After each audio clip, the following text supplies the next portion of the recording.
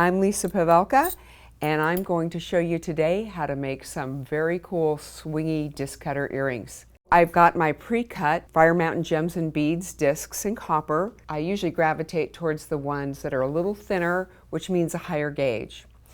So I've already got my copper disc ready to go.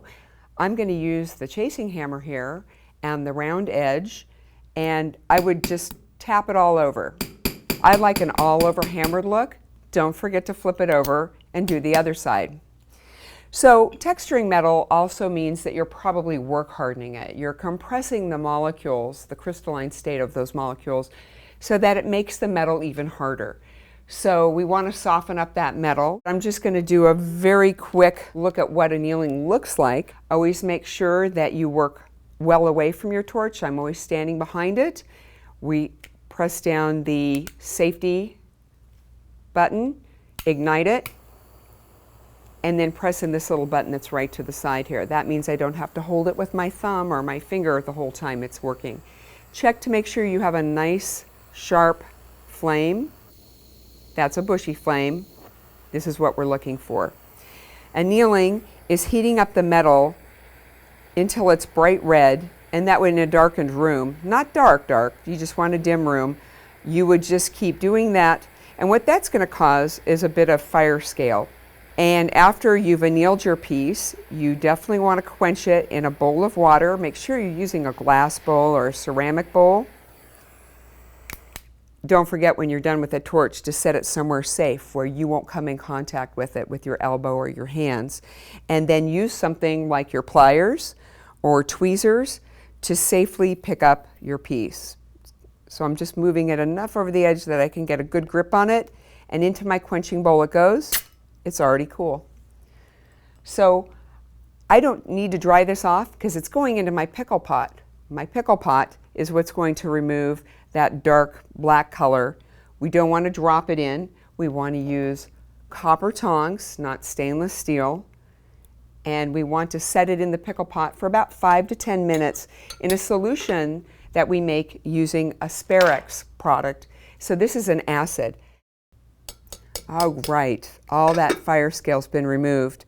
Let's neutralize that acid in some baking soda and water, and we're going to get out our disc cutter.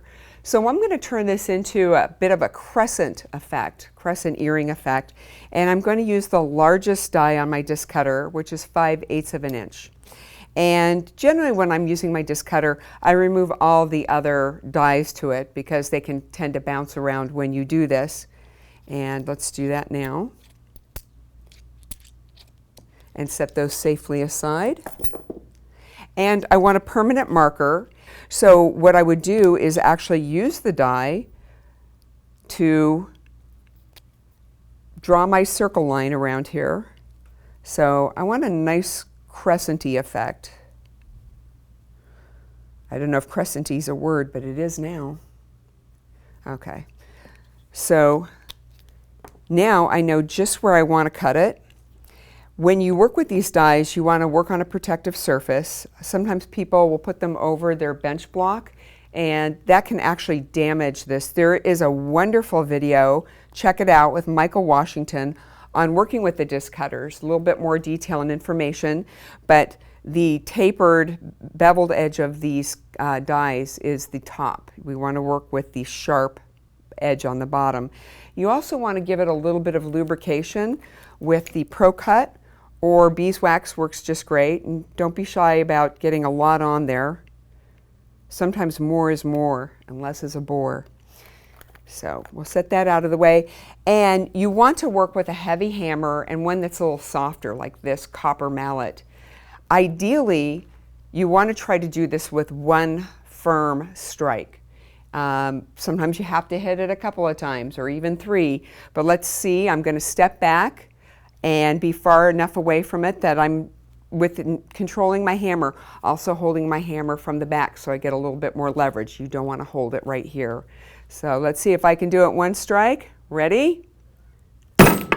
Wow, it did it. Might be a good idea to have your area a little bit more clear for the jumping dies. That can happen. But all is well here. So we're going to take out our disc, and boy, did that come out great. All right, these edges are a little too sharp to for my liking. So I want to file them down, but it's easier to file them down if I blunt the edges first with my flesh cutters. I'm just going to lop off the sharpest tip, not too much, and make sure you control that so that doesn't fly up and catch you in the eye or get caught in your clothes. And we'll blunt the other side just a bit. We don't want to lose that shape. And then with your files, I personally prefer using the diamond files because I get reduction of the metal and smoothing of the metal with both the back and forth action, whereas the crosscut files, you can go back and forth, but you're only reducing the metal or removing it from one direction. So this goes a little faster. And if you're impatient like I am, the jewel tool is a wonderful way to smooth down your edges very quickly. See, that just took a few strokes. And because the metal, even though it's a little hard around the edges, if it's not completely flat, you can take your bench block back and flatten it out. One thing you might want to look for is feel the edges. If you hammer your pieces as much as I do, you're flaring the metal out. And so you might not have a true circular edge on your piece. So you can take care of that with a file or even some sandpaper or the jewel tool in just a matter of seconds. So I see I have some bending in there. Let's just go ahead very quickly and we will just flatten it out with the chasing hammer should work. Just gentle flattening. The metal's still pretty soft from the annealing process. Now I would like to place holes into it. And you can use your multi-drill, a hand drill. I am a big fan of these little hole punching pliers. So also helpful is to mark where you want the holes and don't just do it blindly. So I want to leave a bit of a bridge. I don't want to be too close to the top and ruin my piece by accidentally cutting too close to the edge and either weakening it or clipping it out. So getting that in place and squeezing firmly, and you can see that little bit came out, and repeating it on the other side. Okay. And usually you're going to have a little raised bit on the edge here that you can take down with your file or some sandpaper. Now, I would go ahead and polish it at this point. Check out my video on how to polish metal. But let's just jump to this one that's already been polished and just repeat that. And lopping off a little bit of the edge. And if you like it square, just as it is, that's fine. I would still probably hit it with a stroke or two of my file just to round it ever so slightly, leaving it more of a square shape, but still not having, you don't want any rough, sharp points or jagged edges that can catch on your ears or your hair or even your clothes. So one more time with our punch.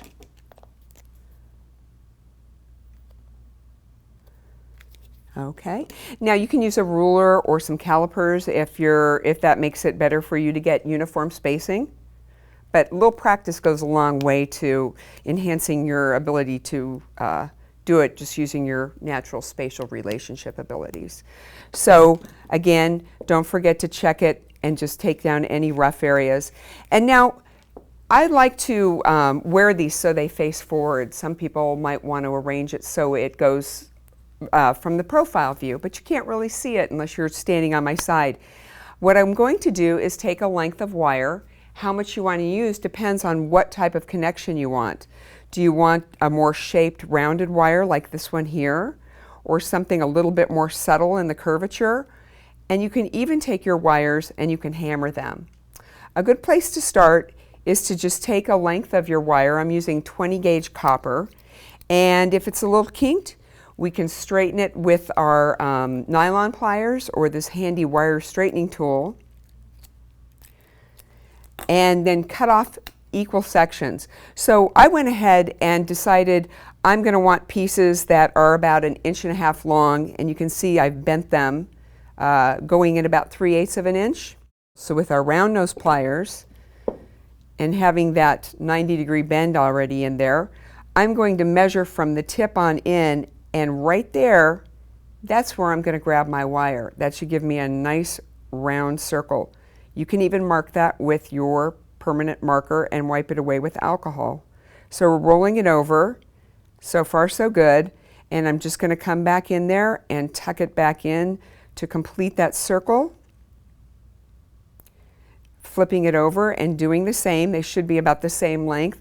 That's where that little mark that you make in your pliers can really come in handy. And again, you can just remove it with some alcohol, so that way, if you're working with a different size hole that you wish to create, you can adjust those guidelines along the length of your round nose pliers. So you can bend your curve into this with different mandrels, or I'm going to use these handy large Weber bail making pliers just to put a bit of curve into it. I might need to adjust that after I get this in place if I want more curvature or less curvature, or maybe the length of it will dictate how much curvature you can put in and still make your connection. So we're just going to grab a couple little copper jump rings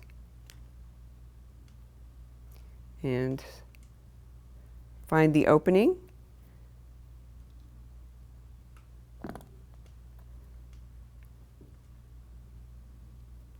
Thread them through and close them. Of course, we're doing this with a side-to-side action. If you're new to jewelry making, that is the proper way to open and close a jump ring, but I bet you a lot of you already knew that. Especially if you hang out at the Fire Mountain Gems and Beads jewelry making channel. So thread that right through. Now, you might like your disc cutter earrings to hang so that they face forward when you wear them, or you might like them to the side. So I'm just going to grab one of these copper ear wires here, and when I open up the loop at the end to place the wire on it and close it up, if I need to adjust it so that it swings from a different angle, but it swings better when it stays on the ear wire.